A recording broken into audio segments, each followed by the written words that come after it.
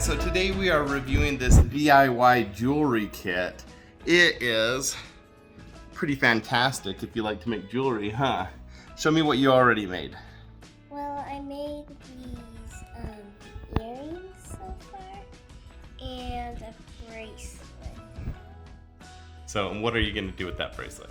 I'm going to give it to my friend. And what are you going to do with the earrings?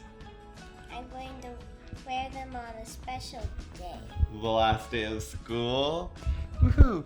So this is a really cool kit because it gives you everything you need to get started. There's tons and tons of different beads. There's some seashells. There's some stars. There's a bunch of letter things. There's some smiley faces, and then of course it comes with the string and the ends for earrings and some little scissors and whatever this thing is that helps with jewelry.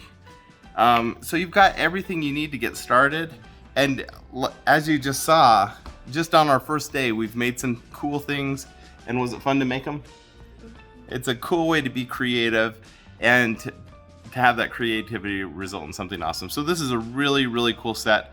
Plus, it's so organized and small, which I love because we can keep track of all the pieces. So we're loving it.